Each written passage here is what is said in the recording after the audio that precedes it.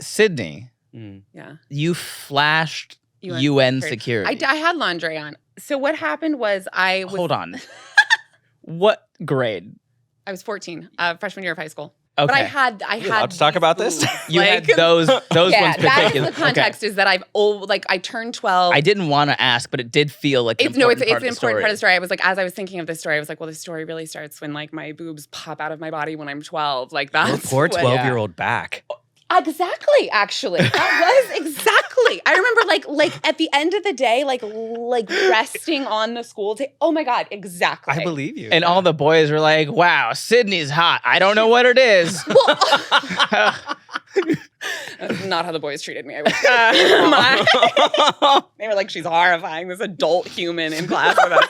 You're also a very tall woman. Yeah, I'm like 5'10". How tall were you at 14? Like 5'10". Okay. So when you have giant boobs as like a child, you have two options. You can either go like the sports bra, super high cut shirt route, or you can go like the business casual section at Macy's with your mother, right? So my mother, being like my mother, was like, we're going the adult woman route. Yeah. We're gonna like put her tits out loud and proud. That's gonna be fun. Oh, that way. Oh my God. I had all these like low cut shirts in middle school that like cropped under here and then went down, and I was like fully embracing the boobs.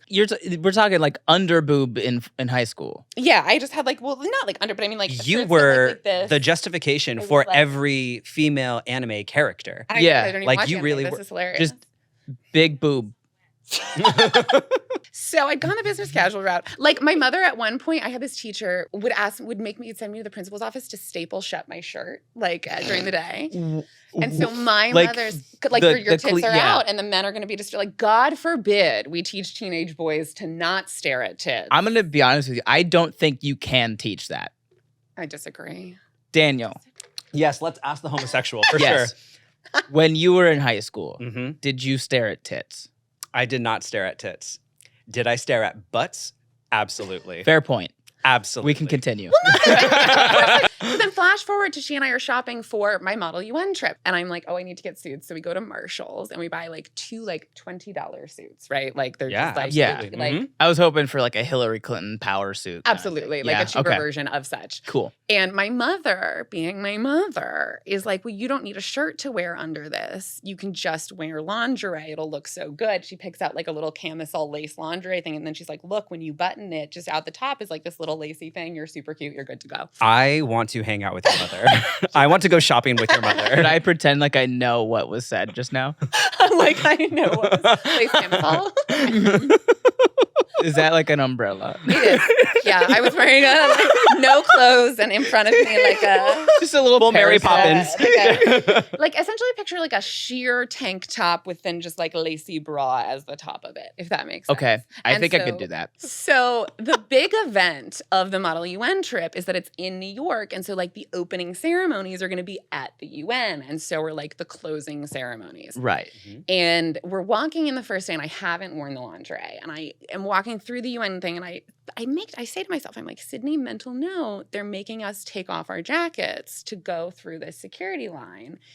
Don't wear the lingerie when you come back at the end of the trip. That was a mental note. That was a mental note that I forgot about. And all of us had yet to learn that we all have ADHD, and we can't depend. We can't depend on those mental notes. If this was a play, this is what we would note as dramatic irony. Yes. I walk up the stairs and then I come back on the third day and I have completely forgotten and I'm wearing the nothing clothes. So I'm standing in line and I'm realizing that morning, like the second morning, that I don't have clothes on underneath the jacket and that I need to take off. That's going to become apparent like very shortly in the line. And my teachers are going through the other line and I can see them. And Nick is standing next to me, who ends up being my high school boyfriend. And I'm like, okay, I'm going to go really fast so they don't realize they don't have clothes on. And it was fun. Nick's like, you don't have clothes on?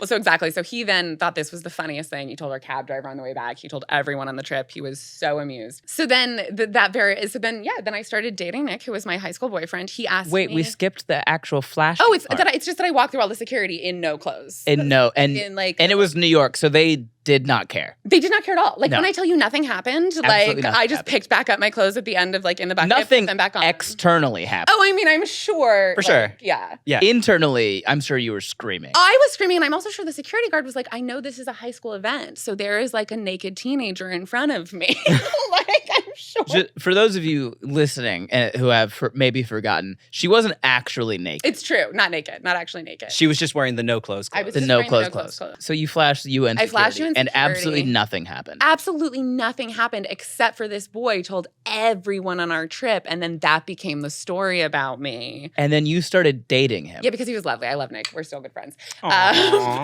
Do we need to psychoanalyze this at all? Well, we could. Would you? What's your analysis? I don't know. So a boy took your most traumatic moment to date, told everybody about it, and you're like, I think I want to stay with him. Should we talk about my dad now? I was going to say, that's where this is let's going. unpack your relationship with your father. It's not good.